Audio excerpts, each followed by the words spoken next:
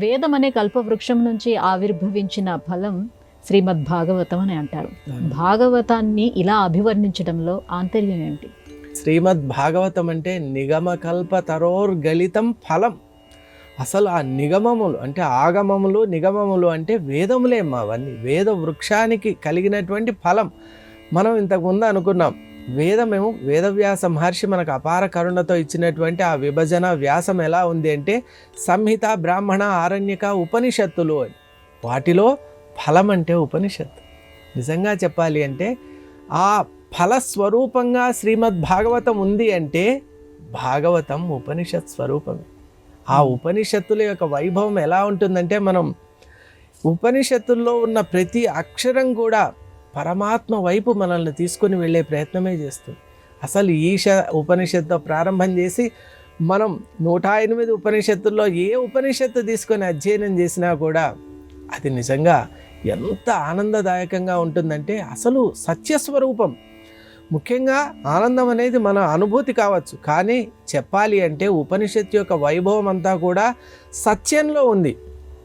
సా యథా ఊర్ణనాభిస్తంతునోచ్చరేత్ సా యథాగ్నే క్షుద్రా విస్ఫులింగా వ్యుచ్చరంతి ఏవమేవాస్మాదాత్మనః survey ప్రాణాః survey లోకాః survey దేవాః సర్వాన్ వ్యుచ్చరంతి అని సత్యస్య సత్యమితి అని ఉపనిషత్తు చాలా స్పష్టంగా చెప్తుంది. సత్యస్య సత్యం, ట్రూత్ ఆఫ్ ది ట్రూత్స్, అదే భగవంతుడు అని.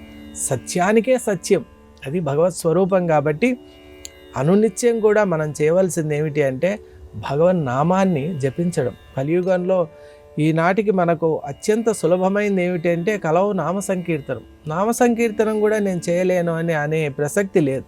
ఎందుకంటే యజ్ఞయాగాలు, తపస్సులు, అలాగే రకరకాలైనటువంటి విద్యలు, ఉపాసనలు, కార్యక్రమాలు, నియమనిష్టలు ఇవన్నీ నేను చేయలేనంటే ఒప్పుకోవచ్చు. సరే, అవన్నిటికీ నామం పలకడానికి ఇబ్బందిగా ఉంది అంటే మాత్రం అది ఎప్పుడూ ఒప్పుకోలేవు.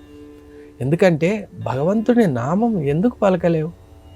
పలకలేకపోవడం అనేది నిజంగా అది చాలా దౌర్భాగ్యం.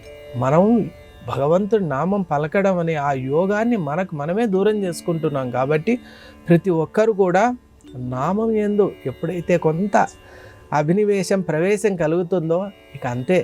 ఆ నామంలో ఒక్కసారి కనుక మనం ప్రయాణం, ఆ నామ స్మరణ అనే ప్రయాణం కనుక ప్రారంభం చేస్తే ఇక తిరిగి చూడటం అనేది ఉండదు. అసలు అనంతంగా ముందుకు అలా సాగిపోతూ ఉంటాం.